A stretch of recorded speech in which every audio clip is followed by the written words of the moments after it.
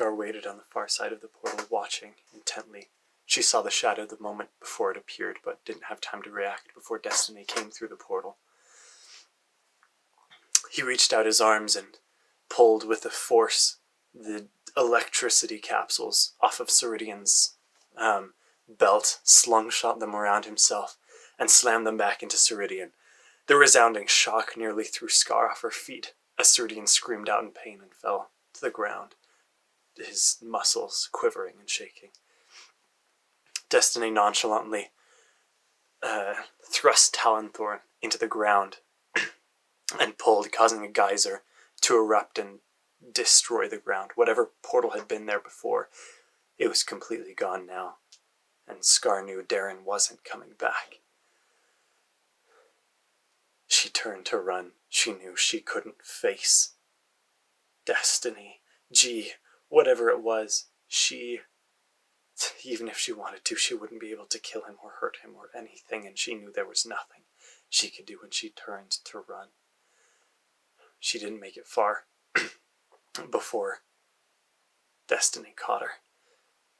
She felt a force begin to wrap around her throat and lift her up into the air, turning her to meet Destiny's gaze.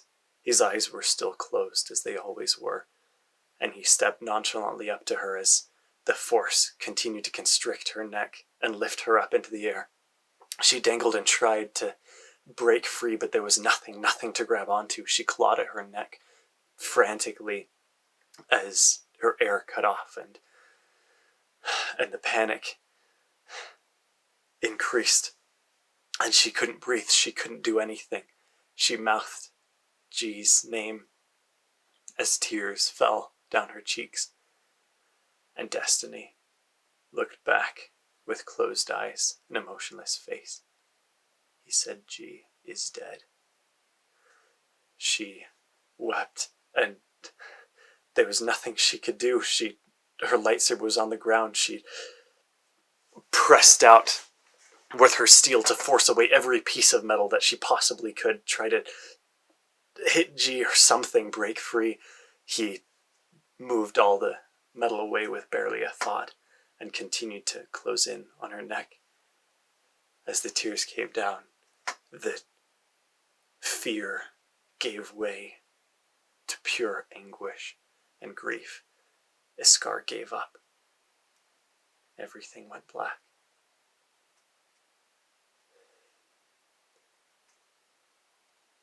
It was pain, physical and spiritual, deeply emotional pain. That was all that Scar could make out, until sweet air filled her lungs.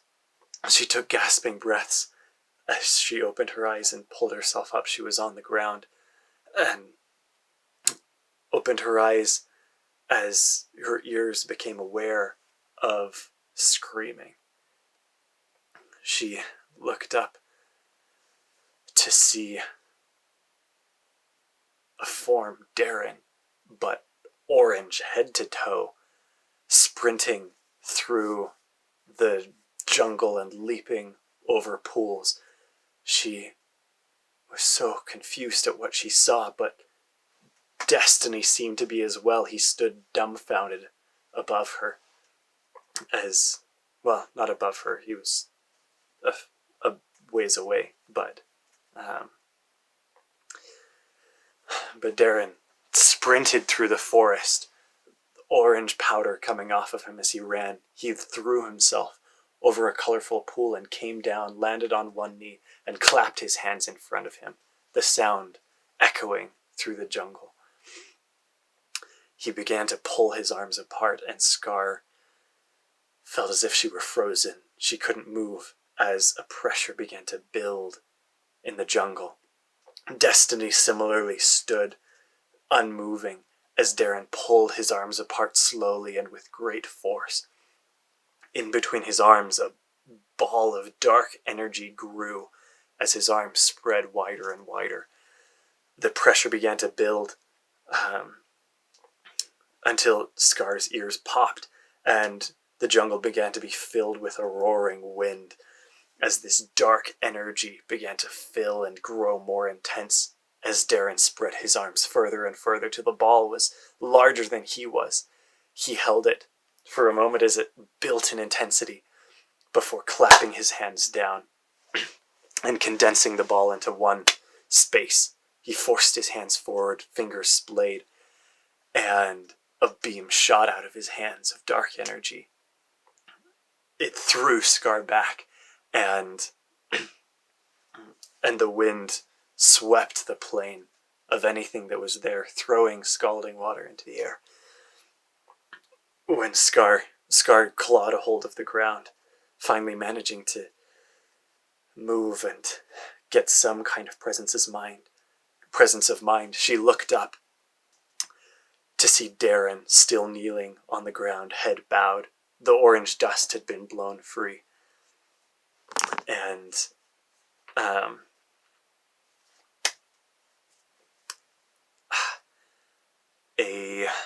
what's the word?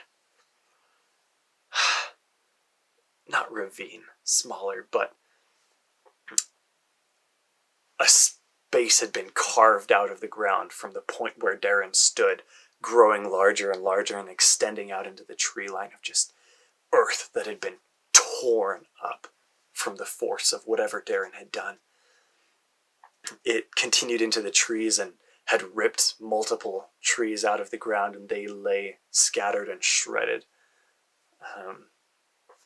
along the way. Darren breathed for a moment before standing up and surveying the absolute destruction he'd caused. He froze as there was movement within the tree line, and Scar watched in terror as Destiny stood from the wood chips and sawdust. He was bleeding and bruised, and his suit was torn as he roared in rage, a bestial cry, and disappeared.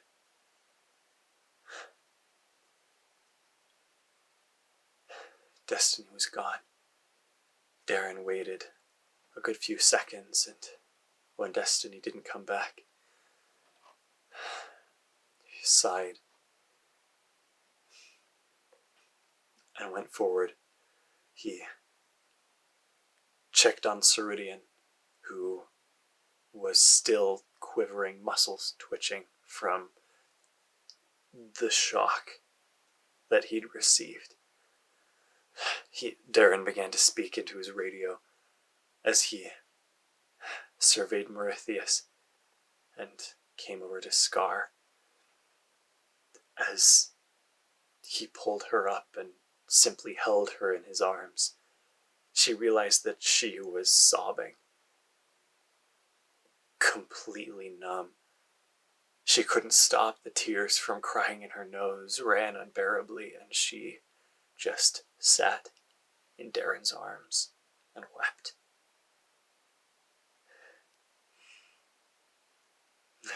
As the transport flew back to Demise Cry, Darren made one last check to make sure that Ceridian and Marithias were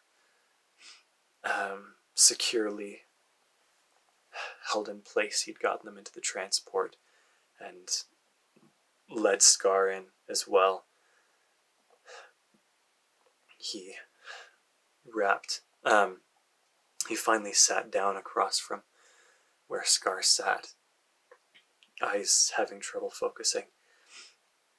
He began to unwrap the bandage on his leg from where Destiny had stabbed him through with Talonthorn.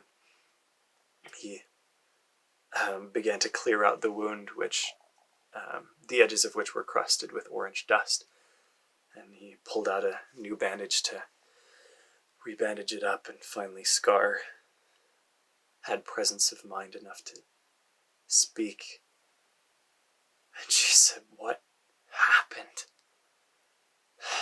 Darren sighed and explained what had happened on the far side of the portal, with the world of Teletubbies.